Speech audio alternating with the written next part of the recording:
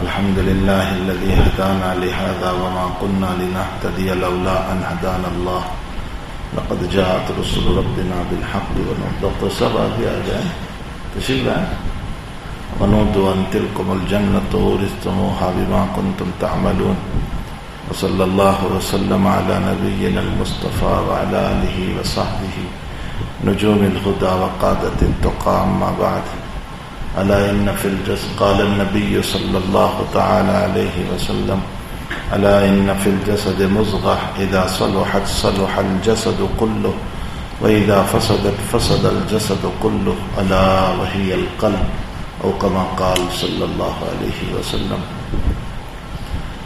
واجب التکریم علماء کرام، بزرگوں، بھائیوں، دوستوں، عزیزوں، یہ امت جو ہے آخری دور میں آئی ہے.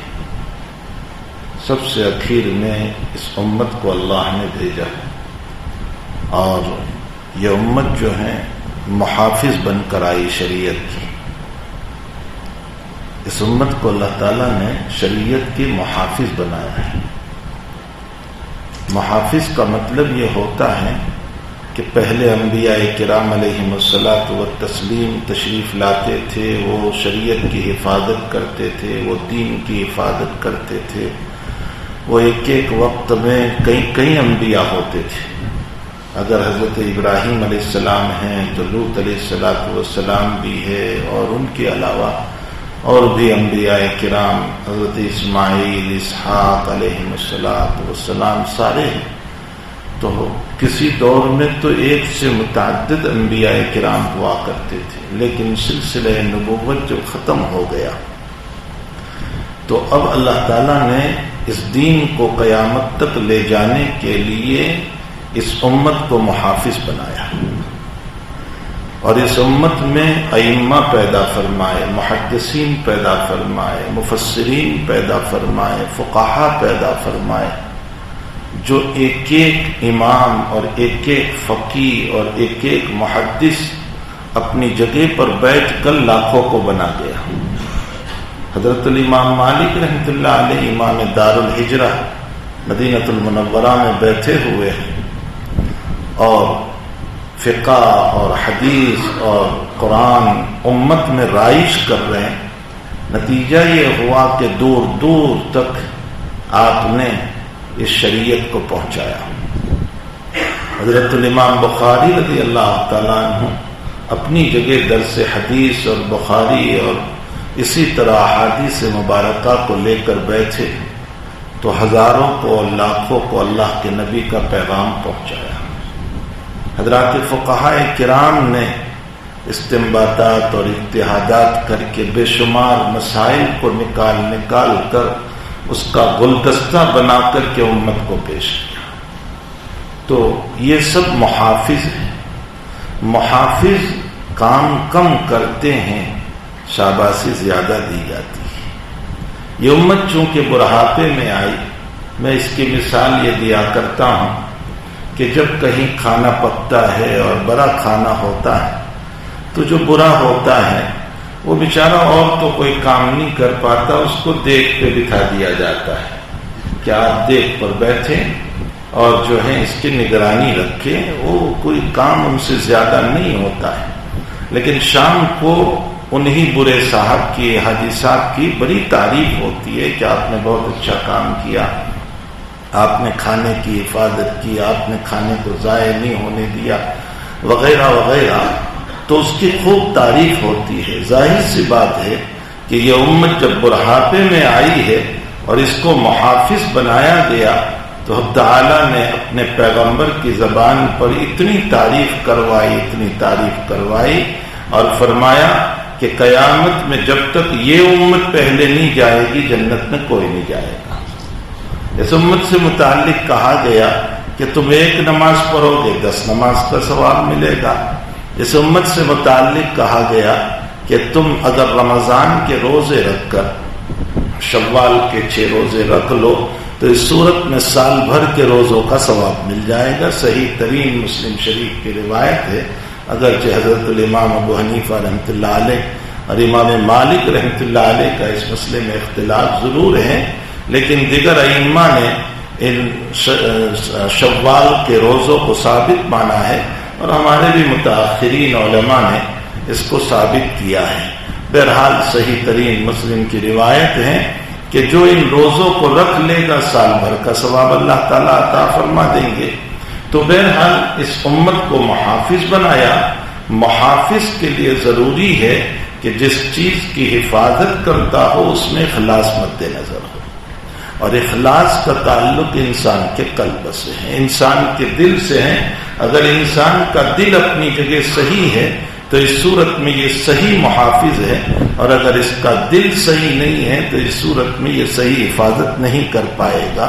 اس لیے جناب نبی کریم صلی اللہ علیہ وسلم نے فرمایا الا ان فی الجسد مضغہ اذا صلحت صلح الجسد کلہ واذا فسدت فسد الجسد کلہ۔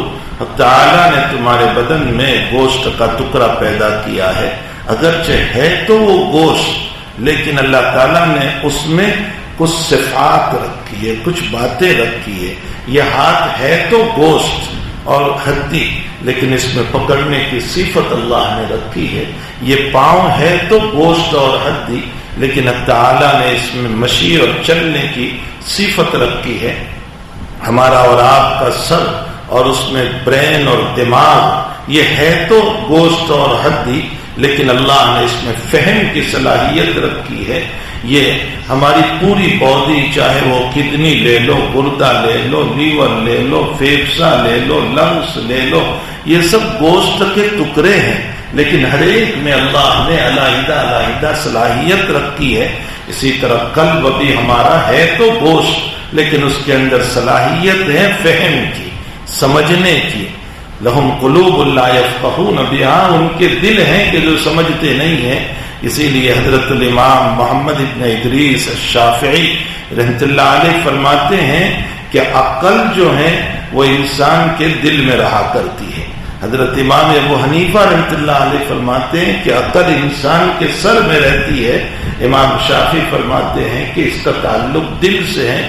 امام شافعی رحمۃ اللہ علیہ نے اسی آیت سے استدلال کیا، لہم قلوب لا یفقہون بہا۔ امام ابو حنیفہ علیہ الرحمہ فرماتے ہیں کہ اگر سر پہ مارا جائے تو بعض وقت عقل زائل ہو جاتی ہے، معلوم ہوتا ہے کہ عقل کا تعلق سر سے ہے۔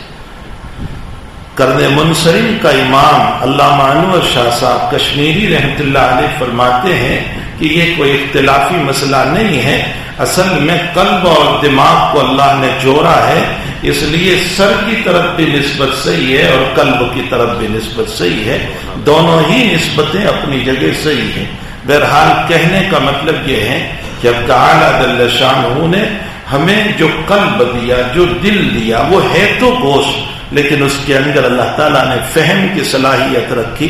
جناب نبی کریم صلی اللہ علیہ وسلم نے فرمایا کہ اگر اپنی باڈی کو ٹھیک استعمال کرنا ہے، صحیح استعمال کرنا ہے، مرضی رب پر استعمال کرنا ہے، سنت نبوی پر استعمال کرنا ہے، تو ضروری ہوگا کہ اندر کے اس مایا کو بنایا جائے، اس قلب کو سجایا جائے، اس کو بہتر سے بہتر بنایا جائے، اور یہ بہتر بنے گا تعلیمات نبوی سے، یہ بہتر بنے گا قرآنی تعلیمات سے، اللہ کی تعلیم سے اور جناب نبی کریم صلی اللہ علیہ وسلم کی تعلیم سے۔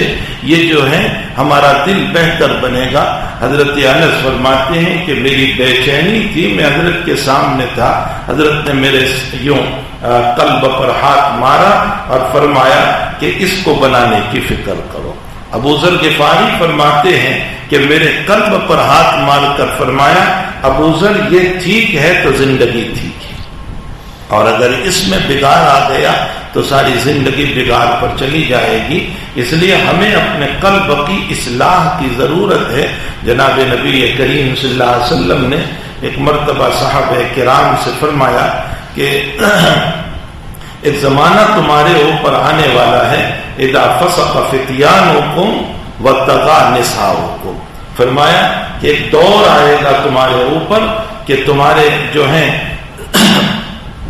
نوجوان جو ہیں وہ فاسق بن جائیں گے، بگڑ جائیں گے، وطغى نساؤکم، اور تمہاری عورتیں جو ہیں تمہارے ہاتھوں سے نکل جائیں گی۔ حضور پاک صلی اللہ علیہ وسلم نے جب یہ ارشاد فرمایا تو صحابہ کے تصور میں نہیں آ سکتا تھا کہ کیا ایسا بھی ہو سکتا ہے کہ ہمارے جوان بگڑ جائیں اور عورتیں ہاتھوں سے نکل جائیں. تو فرمایا اوکان ذالک یا رسول اللہ، فرمایا کیا واقعتاً ایسا ہوگا اللہ کے حبیب؟ تو جناب رسول اللہ صلی اللہ علیہ وسلم نے فرمایا وَأَشَدَّ مِنْهُ، اس سے بھی سخت مراحل تمہارے اوپر آنے والے ہیں. فرمایا وہ کیا مراحل ہمارے اوپر آئیں گے؟ تو نبی کریم صلی اللہ علیہ وسلم نے فرمایا اذا لم تأمرون بالمعروف ولا تنہون عن المنکر، تم امر بالمعروف کرنا چھوڑ دو گے اور برائی سے روکنا چھوڑ دو گے، تم خیر کا حکم کرنا چھوڑ دو گے اور برائی سے روکنا چھوڑ دو گے، یہ زمانہ تم پر آنے والا ہے.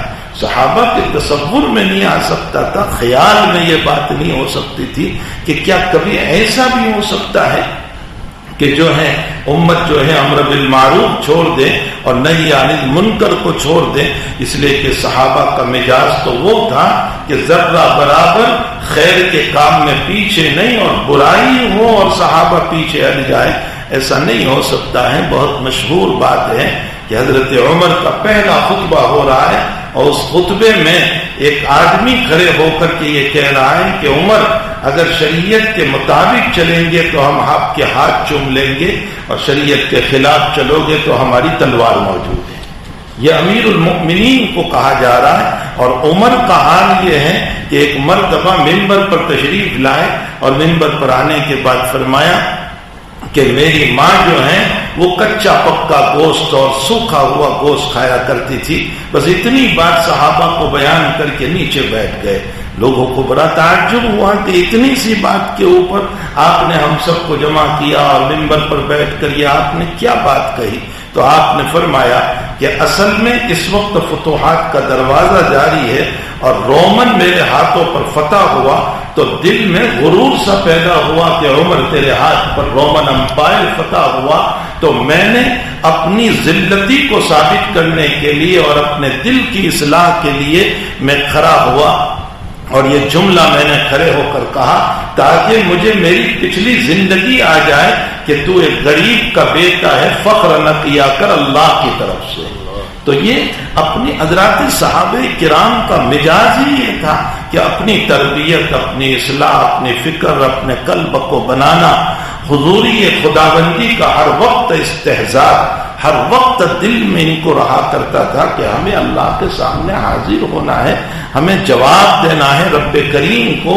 تو یہ صحابہ کا مزاج تھا.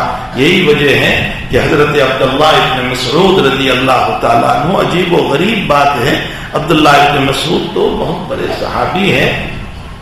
حضرت ابو دردہ کے پاس عبداللہ ابن مسعود کے کچھ طلبہ پہنچ گئے تو حضرت ابو دردہ نے پوچھا کہ تم کہاں سے آئے؟ فرمایا ہم فلاں جگہ سے. کس سے پڑھ رہے؟ فرمایا ابن مسعود رضی اللہ تعالیٰ عنہ سے. فرمایا حبر الامہ کے ہوتے ہوئے تم میرے پاس آ گئے، امت کا اتنا بڑا آدمی ہے اور تم میرے پاس آ گئے. بخاری شریف ابواب المیراث میں ہے کہ ابو موسیٰ اشعری رضی اللہ تعالیٰ عنہ کو کسی نے میراث کا ایک مسئلہ پوچھا کہ پیچھے جو ہے بہن ہے اور بیٹی ہے تو مال کیسے تقسیم کیا جائے. اب تقسیم میں حضرت ابو موسیٰ اشعری سے تھوڑا سا سہوا ہو گیا. وہ سائل ابو موسیٰ کو پوچھنے کے بعد عبداللہ ابن مسعود کے پاس پہنچا اور ابن مسعود سے جا کر کے ابو موسیٰ کا بتایا ہوا مسئلہ بھی رکھا اور پھر سوال بھی کیا. تو حضرت عبداللہ ابن مسعود نے فرمایا کہ اگر میں ابو موسیٰ کی بات کو باقی رکھوں تو میں گمراہ ہو جاؤں گا. تقسیم اس طرح نہیں ہے بلکہ قرآن کی روشنی میں تقسیم اس طرح ہے. وہ آدمی واپس گیا اور ابو موسیٰ کو جا کر سنایا تو ابو موسیٰ نے غلط مسئلہ ہونے کے بعد بھی کوئی اپنی شان اور اپنا مقام نہیں میری دلیل ہے، یہ میری بات ہے. علمان الحفیظ، امت جو اس وقت لڑ رہی ہے اور امت جو اس وقت اختلاف پر اتری ہوئی ہے، تاتاریوں نے جب حملہ کیا تھا تو امت چھوٹے چھوٹے مسائل پر لڑ رہی تھی اور تاتاری گھس گئے اور علماء کو بھی زیر تیغ کر دیا اور عوام کو بھی ختم کر دیا. بغداد کو تباہی اور بربادی کے دہانے کھڑا کر دیا اور سروں کا منار بنایا گیا، علماء کے اور عوام کے سروں کا ایک لمبا سا منارہ بنایا گیا۔ تو اگر امت اسی طرح جزیاتی مسائل میں لڑتی رہے گی اور اختلاف کرتی رہے گی کہ ہماری تعلیم ہو تمہاری تفسیر نہ ہو، یا ہماری تفسیر ہو تمہاری تعلیم نہ ہو، رب آمین زور سے کہیں یا آہستہ کہیں، حیا علی الصلاۃ پر کھڑے ہو یا شروع سے کھڑے ہو جائیں، اگر انہی جزیاتی مسائل پر امت لڑتی رہی تو نتیجہ یہ ہوگا کہ دور نہیں ہے کہ اللہ ہمیں اور غیروں کے حوالے کر دے گا، اور وہ پھر اس کو پرواہ نہیں ہوگی کہ ہمیں گاجر اور مولی کی طرح ختم کیا جائے۔ اس لیے ان جزیاتی اختلاف سے نکل کر کے اللہ کے حضوری کا مزاج اپنے اندر پیدا کریں کہ ہم کس طرح اس کے مقرب بن سکتے ہیں، ہم اس کے قریب کیسے جا سکتے ہیں۔ خوب یاد رکھیں، فقہاء نے ایک مسئلہ لکھا ہے، فرمایا کہ اذان ہو رہی ہے اور کسی نے اگر یوں کہہ دیا کہ یہ آدمی جھوٹ بولتا ہے فقط کفر، یعنی مؤذن کو کہہ دیا کہ یہ جھوٹ بول رہا ہے، تو ظاہر سی بات ہے کہ اس نے اللہ اکبر کو جھوٹ کہا، اشہد ان لا الہ الا اللہ کو جھوٹ کہا۔ سارے فقہاء متفق ہیں کہ وہ ایمان سے نکل گیا۔ تو اگر کوئی یہ کہے کہ تفسیر نہیں ہونی چاہیے اور دل میں اہانت قرآن ہے تو وہ اپنے ایمان کی خیر بنا ہے، اس کا ایمان جو ہے نکل گیا۔ اس لیے ہم جزیاتی مسائل سے نکل کر کے ایک اللہ کی حضوری اور جناب رسول اللہ صلی اللہ علیہ وسلم کی مرضی کے مطابق ہم اپنی زندگی کو لانے کی کوشش کریں۔ بہرحال عبداللہ ابو موسیٰ اشعری کو جب واپس جا کر کے کہا گیا کہ عبداللہ ابن مسعود نے یہ جواب دیا، یہ فتویٰ دیا، تو حضرت ابو موسیٰ اپنی گردن کو جھکا کر کے کہہ رہے ہیں کہ جب تک وہ حبر الامہ موجود ہے مجھ سے کوئی میراث کا مسئلہ نہ پوچھا کرے، انہی سے پوچھے۔ یہ ہمارے اکابر کا ایک دوسرے کا اکرام تھا، تعظیم تھی۔ حضرت امام مالک رحمۃ اللہ علیہ، علامہ ابن عبد البر نے نقل کیا ہے کہ ابو حنیفہ کی تعریف کرتے ہوئے یہ کہا کہ اگر یہ ابو حنیفہ کا علم وہ ہے کہ اگر وہ مٹی کو سونا ثابت کرنے پر آئے تو اس کی دلیل کو کوئی رد نہیں کر سکتا۔ آپ دیکھیں کہ امام مالک کیسے تعریف فرما رہے۔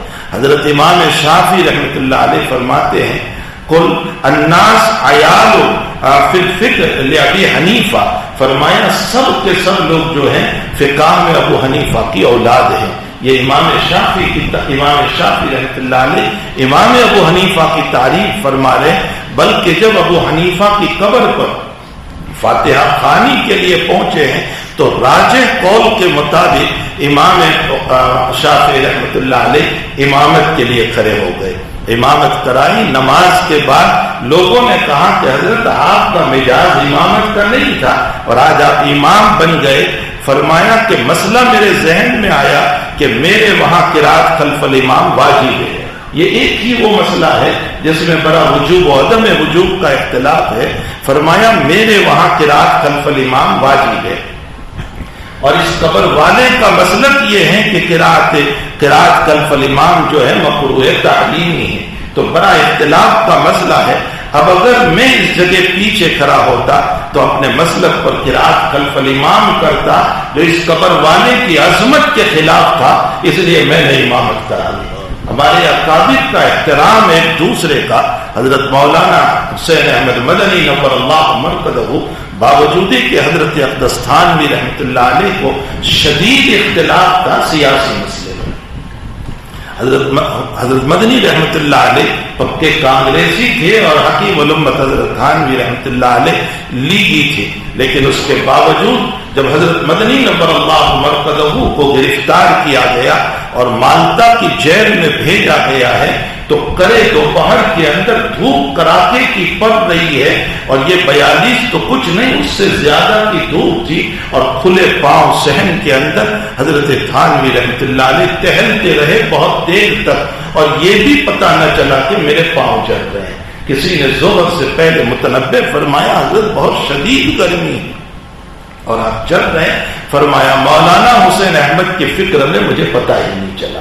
آپ انداز لگائیں کہ ہمارے اکابر ایک دوسرے کا کیسے ادب کیا کرتے تھے۔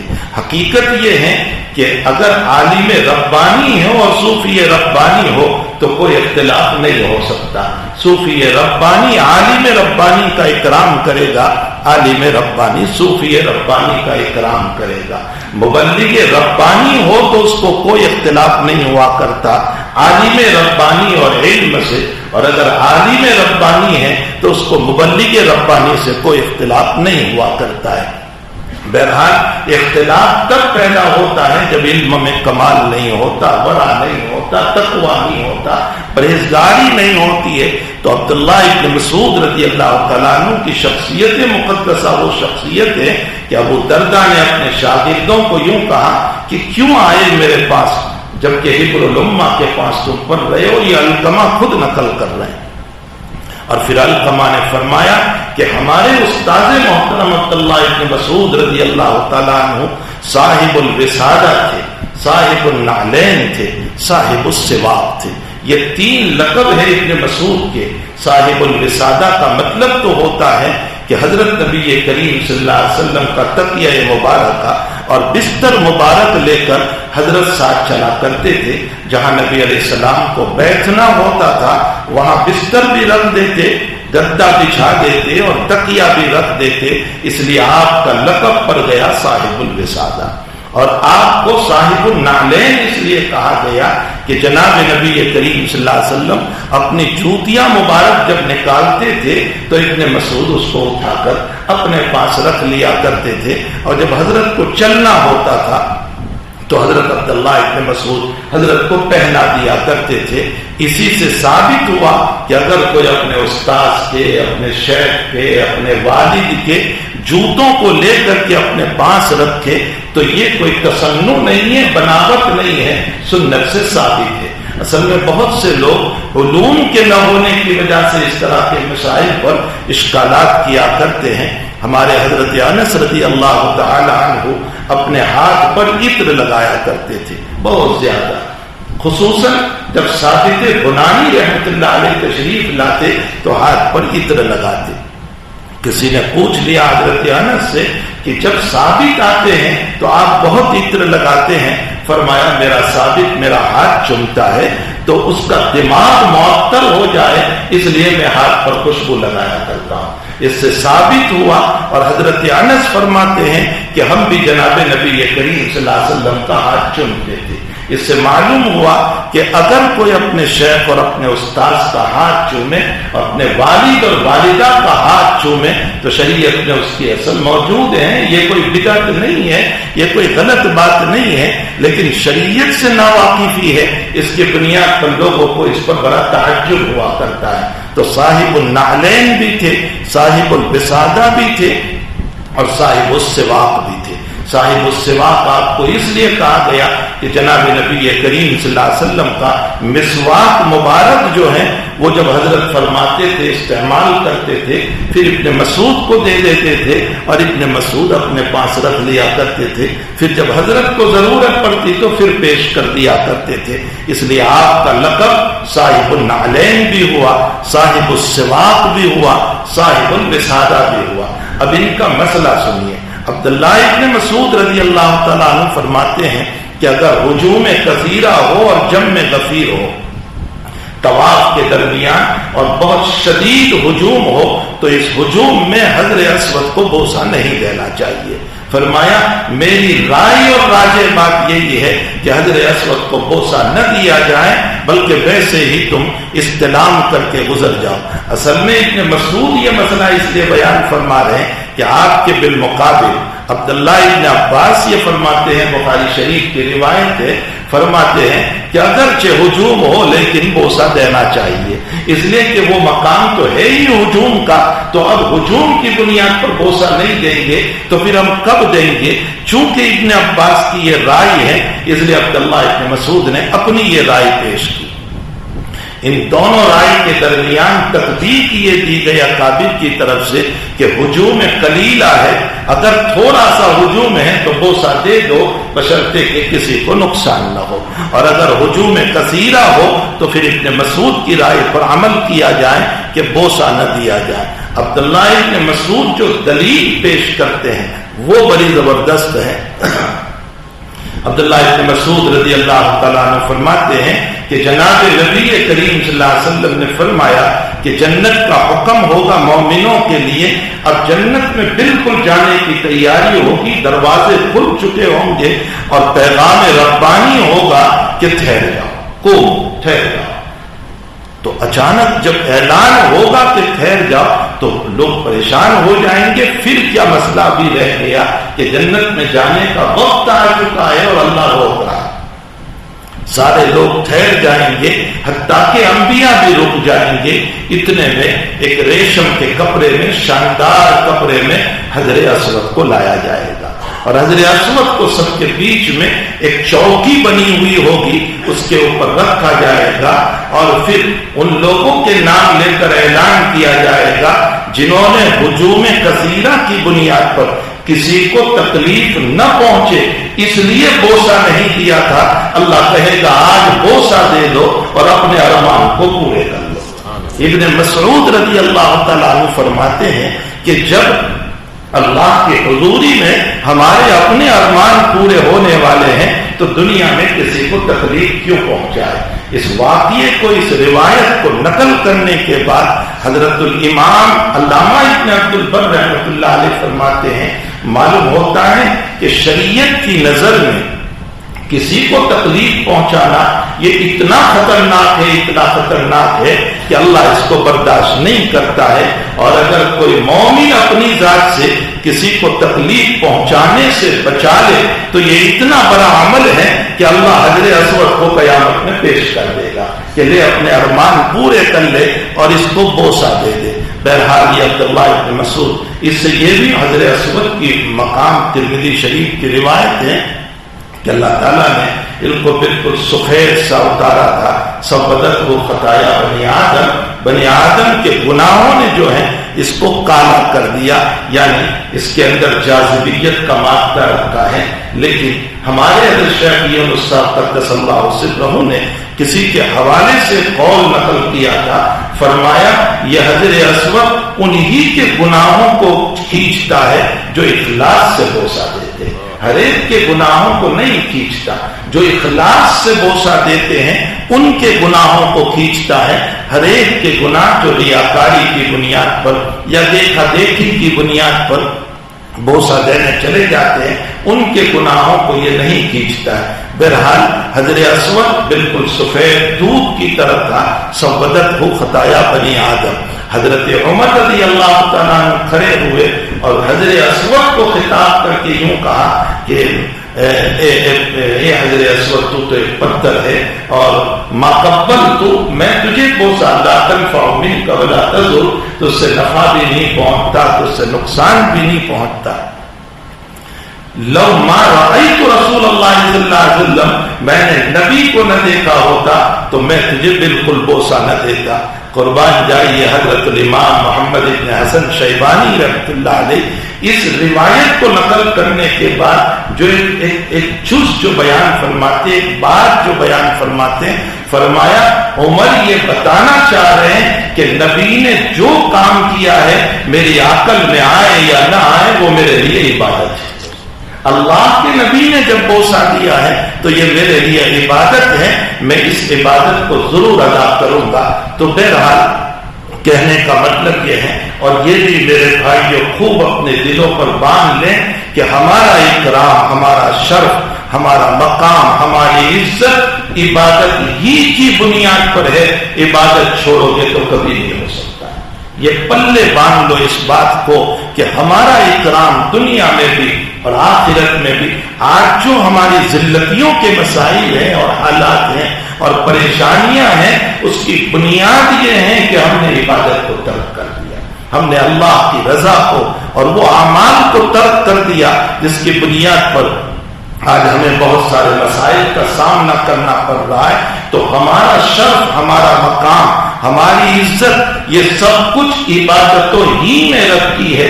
آپ دیکھیں کہ جس وقت حضرت آدم علیہ السلام کو تعالیٰ نے پیدا فرمایا اور فرشتوں کو حکم دیا کہ اس سجدہ کرو، تو فسجد الملائکۃ کلھم، تمام ملائکہ نے سجدہ کیا، باوجود کہ حضرات ملائکہ کے دل میں بھی خدشہ تو ہے، یہ نہ سمجھے، اس لیے کہ قرآن آیت دلالت کر رہی ہے کہ جس وقت اللہ نے یہ کہا کہ میں خلیفہ پیدا کرنے والا ہوں، میرا نائب جو دنیا میں جائے گا میں اس کو بنا رہا ہوں، تو فوراً فرشتوں نے کہا کہ کیوں پیدا کر رہا ہے، عبادت ہی کی تجھے ضرورت ہے، تو ہم کافی وشافی ہے، ہم سجدے بھی کر رہے ہیں، نماز بھی پڑھ رہے ہیں، طواف بھی کر رہے ہیں، ساری عبادت ہم کر رہے ہیں۔ اللہ نے فرمایا انی اعلم ما لا تعلمون، ظاہر سی بات ہے کہ خدشہ تو پہلے ہی سے ظاہر کر رہے ہیں۔ اب آدم جب تیار ہو چکے ہیں اور اللہ کا حکم مل گیا کہ سجدہ کرو، تو سارے فرشتوں نے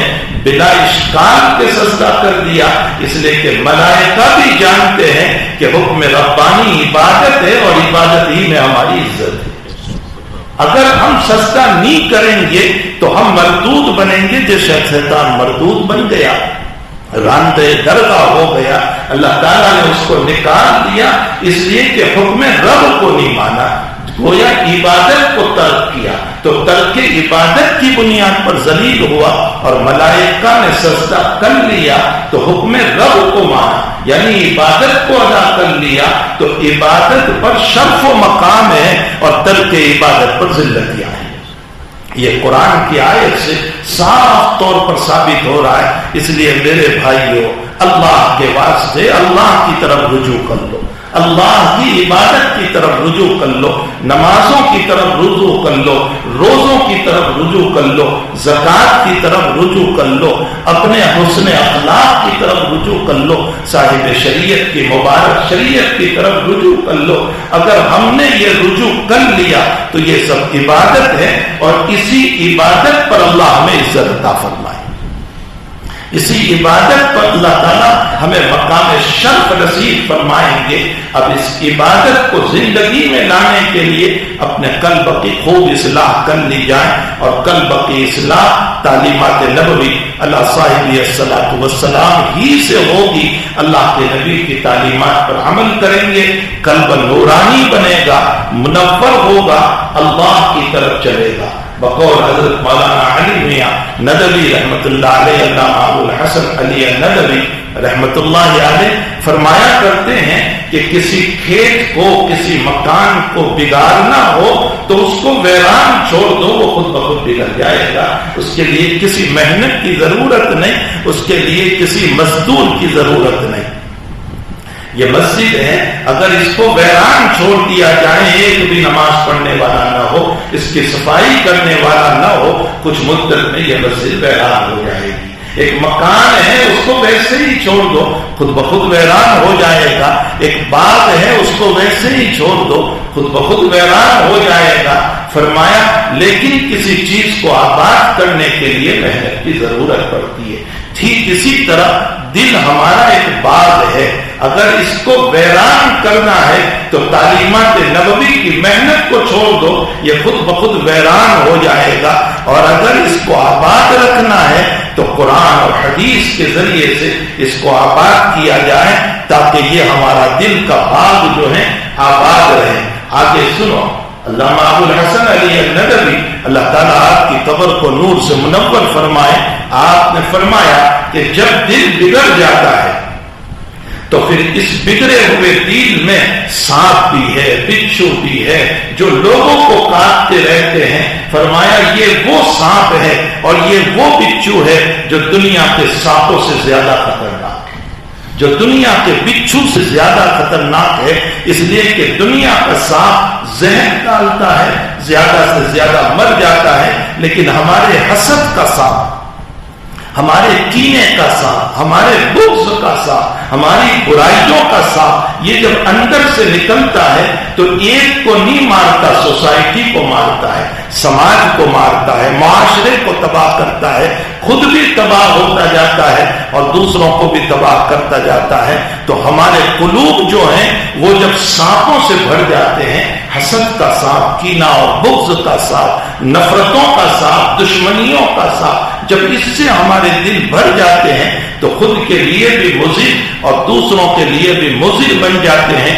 جناب نبی کریم صلی اللہ علیہ وسلم ہمیں یہی بتانا چاہ رہے ہیں کہ اے لوگوں، تم اپنے دلوں کو سانپ کا مکان نہ بناؤ، تم اپنے دلوں کو بچھو کا مکان نہ بناؤ، تم اپنے دلوں کو دوسروں کو ضرر پہنچانے والا نہ بناؤ، تم اپنے دلوں کو دوسروں کو تکلیف پہنچانے والا نہ بناؤ، بلکہ اپنے دلوں کو تعلیمات نبوی، تعلیمات قرآنی کو لے کر کے ایک خوبصورت دل بنا دو، تاکہ اس کے اندر سے محبت کے پھول نکلنے لگے، تاکہ اس کے اندر سے آپسی عداوتوں کو دور کرنے والے پھول نکلنے لگے. اسی سے مناسبت سے وہ حدیث شریف مجھے یاد آ گئی کہ جناب نبی کریم صلی اللہ علیہ وسلم نے فرمایا کہ تمہارا کیا حال ہوگا جب تمہارے جوان آوارہ ہو جائیں گے اور تمہاری عورتیں ہاتھوں سے باہر نکل جائے گی. یہ حضور کی پیشین گوئی ہے جو آج ہماری نظروں کے سامنے ہے. صحابہ کو یہ خیال نہیں تھا کہ ایسا بھی ہو سکتا ہے. فرمایا اوکان ذالک یا رسول اللہ، ہو سکتا ہے. آپ نے فرمایا واشد، اس سے بھی زیادہ سخت حالات آئیں گے، اور وہ یہ ہوگا کہ تم امر بالمعروف چھوڑ دو گے اور نہی عن المنکر چھوڑ دو گے. صحابہ فرماتے ہیں کیا ایسا بھی ہو سکتا ہے؟ اوکان ذالک یا رسول اللہ. فرمایا واشد، اس سے زیادہ سخت ہوگا. فرمایا اس سے زیادہ سخت کیا ہوگا؟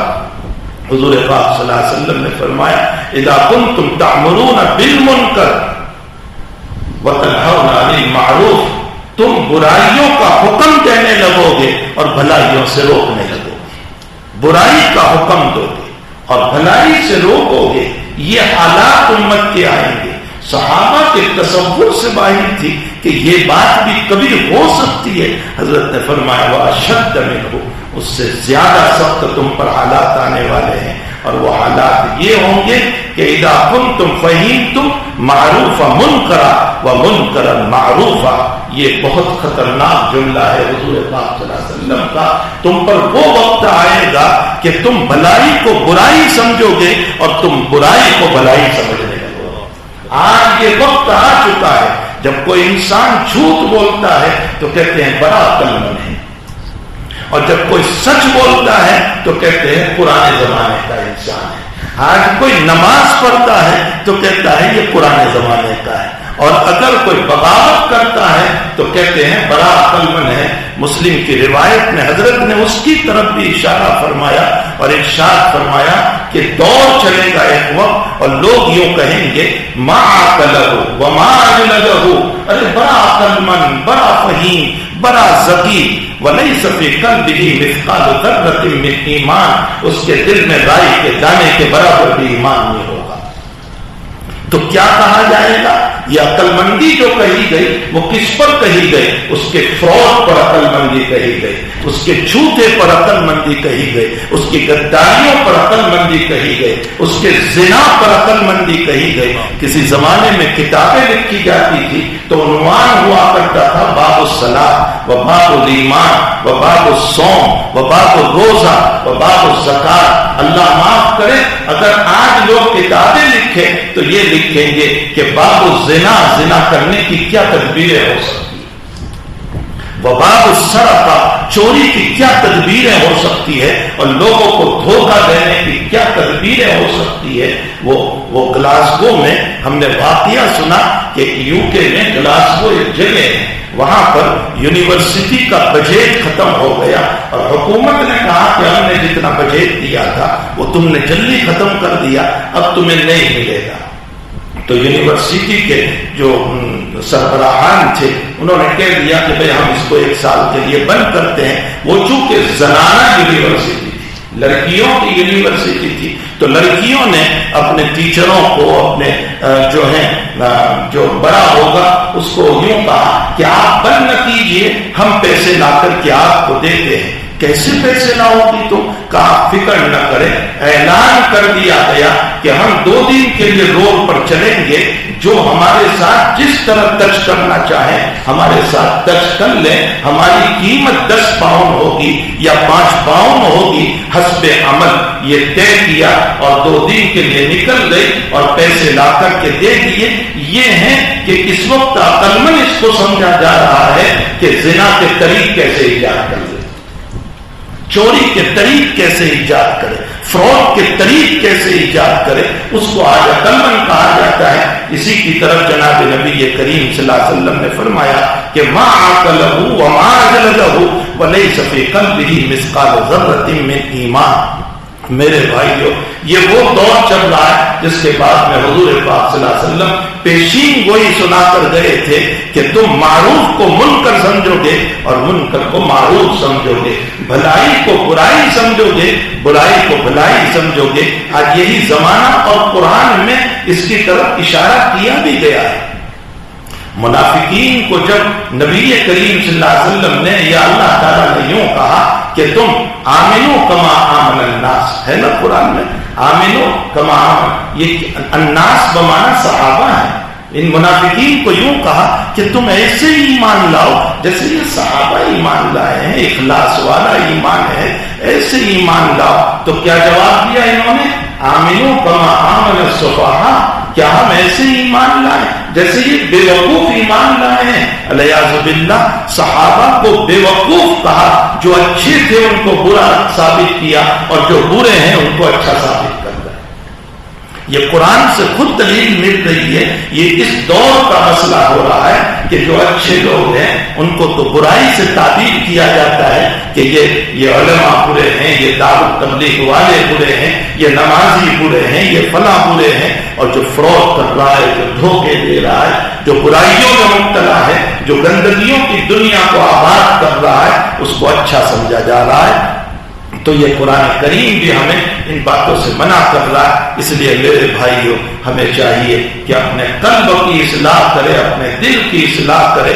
ہمیں رب کریم کے سامنے حاضر ہونا ہے، دنیا کیسے بھی گزار دو، ایک دن مولا کو جواب دینا ہے، ایک دن ہماری پیشی ہونی ہے، چاہے وہ میں ہوں، چاہے وہ آپ ہو، چاہے وہ انبیاء ہو، چاہے وہ اولیاء ہو، چاہے وہ علماء ہو، چاہے وہ ائمہ ہو، چاہے وہ محدثین ہو، چاہے وہ مفسرین ہو، ہر ایک کو اپنے رب کے سامنے حاضری دینا ہے۔ اس لیے ہم سب کو چاہیے کہ اپنی زندگی کو حضور پاک صلی اللہ علیہ وسلم کی بتائے ہوئے مبارک زندگی کے مطابق بنانے کی کوشش کریں۔